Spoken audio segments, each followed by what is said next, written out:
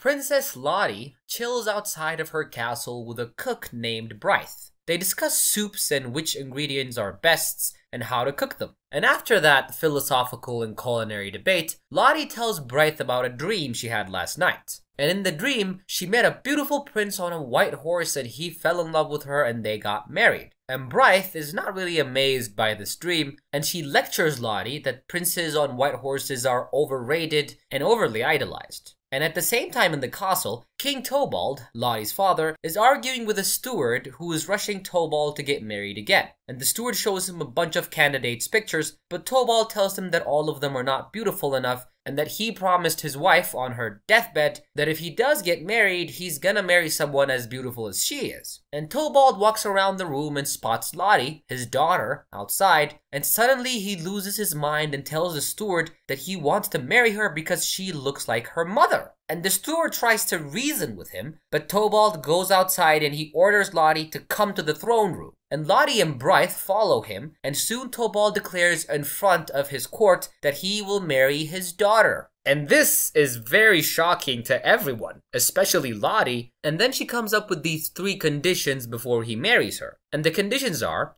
Lotte tells him that she will need 3 dresses. One as golden as the sun, one as silver as the moon, and one that sparkles as the stars. However, that's not all. She also demands a cloak made out of 1,000 furs. And Tobald agrees to this. And in the course of the next few days, his servants manage to make all the 3 dresses and the fur cloak. And Tobald presents them to Lotte and informs her that the wedding ceremony will take place tomorrow. And that very same night, Lotte decides to escape, so she puts on the fur cloak, and she smudges her face with ash so that nobody recognizes her, and then she gets out of the kingdom. And on her way out, she stumbles upon Brythe, who gives Lotte her mother's 3-part golden seduction kit. Brythe explains to Lotte to use it so that the prince falls in love with her, and the 2 of them part ways and Lotte escapes from her father's kingdom through the dark woods. And soon she falls asleep on the ground, and in the morning, a king named Jacob finds her with his hunting party. And Lotte tells them that she's just a homeless girl who lost both her parents, and Jacob believes her. And then, the king decides to call her, okay, we practiced this, come on, let's go. Alelero. Yeah, he literally calls her that. I guess the English version would be Alelero?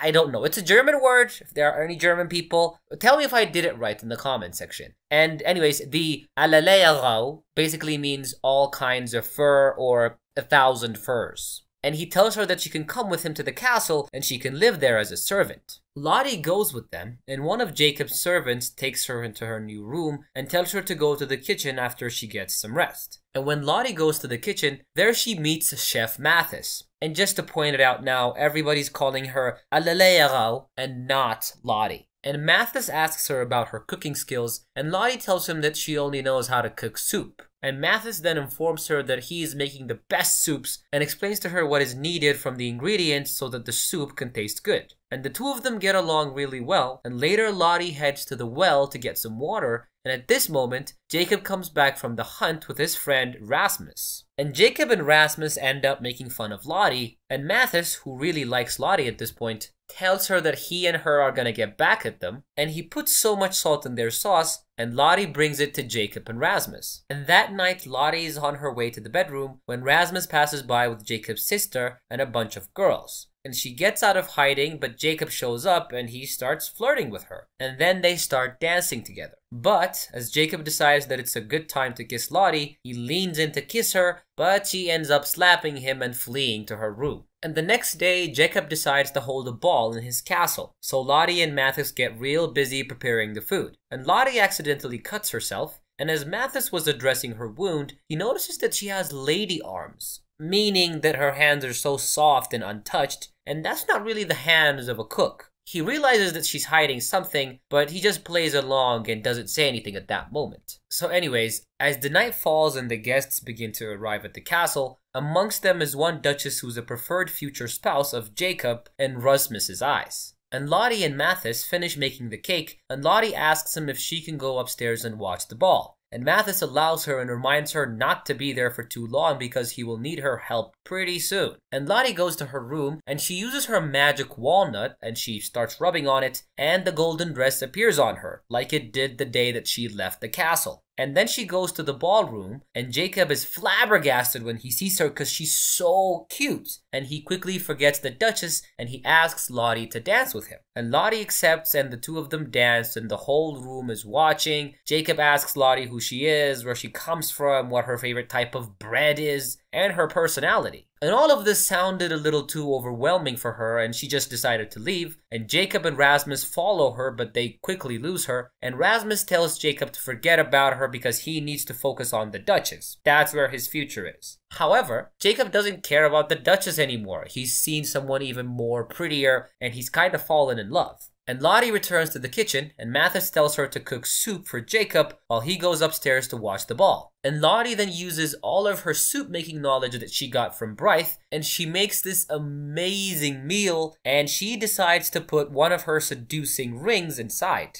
And she soon brings the soup to Jacob, who is amazed when he tries it. However, he finds the ring in it, and he calls Mathis. And Jacob asks him who made the soup, and Mathis lies and tells him that it was him. But Jacob replies that this soup is better than his usual, and that it has different ingredients. So Mathis admits that it's Lotte who made the soup.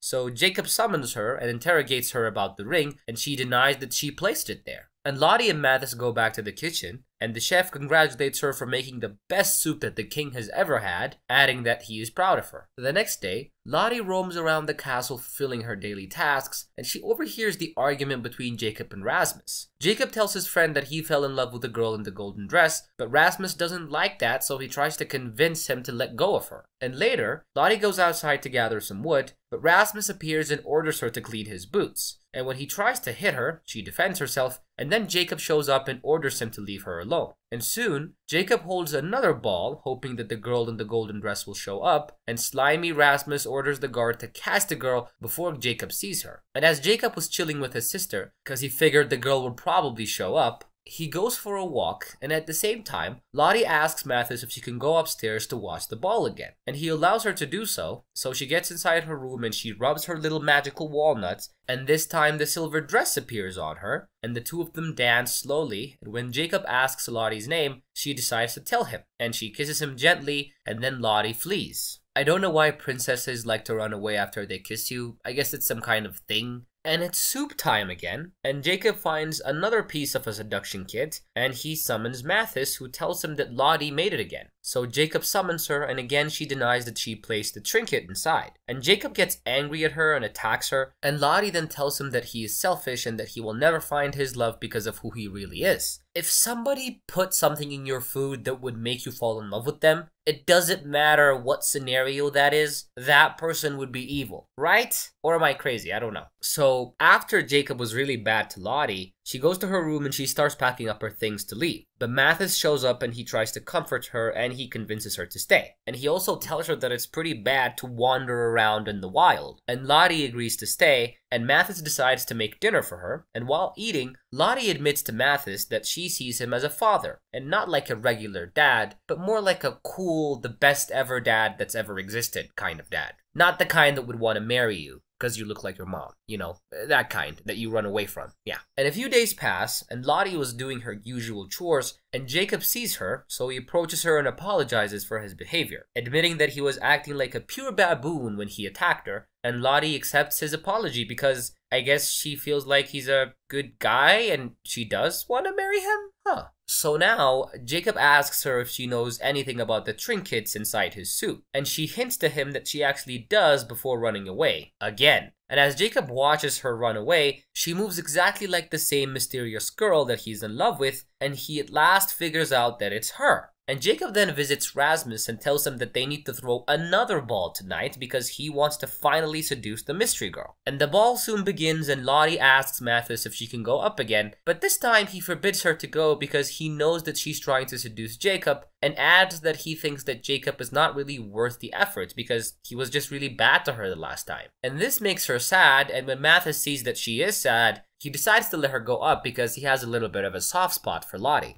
And before Lotte leaves, Mathis warns her that the guards will be looking for her. So she goes up to her room and she summons their sparkling star dress and she heads to the ballroom. And as she enters, the whole room goes silent and Jacob approaches her and asks for a dance. And as Lotte and Jacob dance, Jacob admits that he is a fool and tells her that he is sorry for treating her horribly. However, Lotte still leaves the dance because she still wants to put him through a final test to really check if he knows who she is. And later, Jacob finds the third trinket inside his soup, so he summons Mathis and Lotte, and he gets up and removes the fur coat from Lotte and reveals her beauty. And he then tells her that he loves her and that he wants to marry her, and then they kiss. And everyone in the room smiles, and it's a happy ending forever and ever. I hope you guys liked my recap. I really loved doing this one for you guys. And remember to leave a like, subscribe to my channel, also leave a comment. I will see you on the next one. Bye.